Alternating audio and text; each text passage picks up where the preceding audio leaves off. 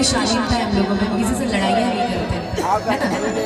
कि तोरा खातिर हो जाए तो मर्डर जहानाबाद मोड़ा,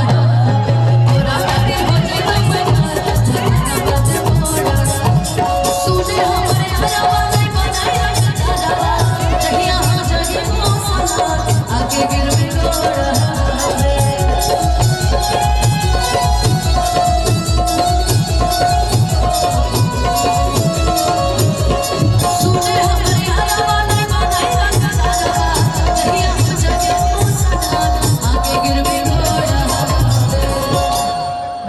कहा था कि तुम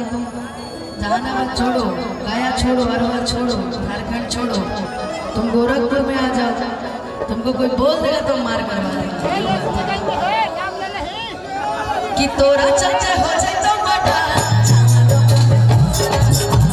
तोरा चाचा हो जाए तो मर्डर। और हमारे भाई एंटरटेनमेंट के मालिक हमारे कुणाल भैया, ये हमारा दोस्त प्रशांत विश्वकर्मा, आप ही के चैनल से गाना है अच्छा ना, गोरी तोहर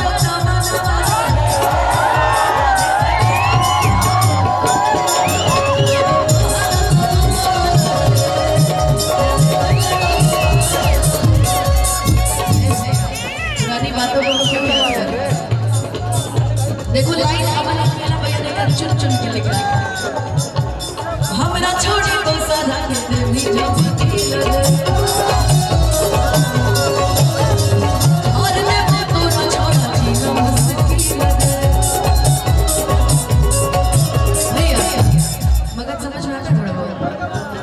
कि हमरा छोड़ी तो सारा दे भी जब दिल रे, कि कार देबो तोरा छोड़ा और जीना मुश्किल रे। अब सुनो मेन लाइन, तू ही दिल ही धोखा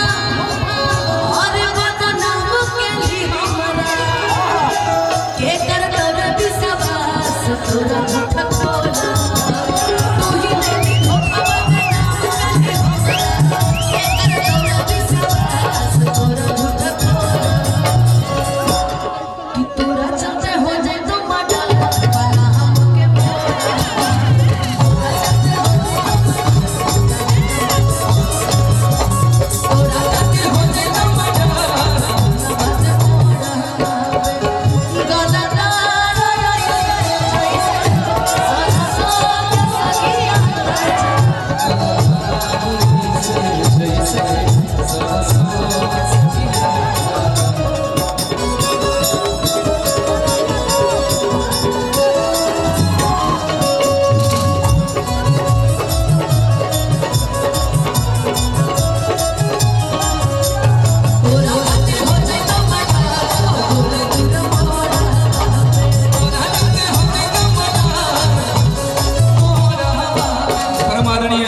संजय चंद्रवंशी जी के तरफ से ये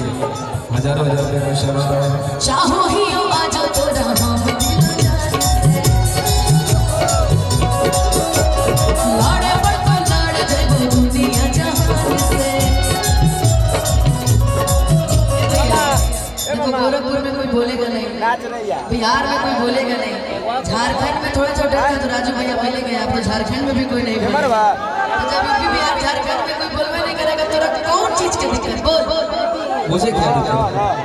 कि आज ही करो तोरा हम तो से प्यार रे, लड़े पड़ता लड़ जाए दुनिया जान रे, हिया मने आना बेला हमर तोड़ा ले भरोसा, अरे लगे लगा के मेरे निया के डोरा सारे लड़के गलत होते हैं,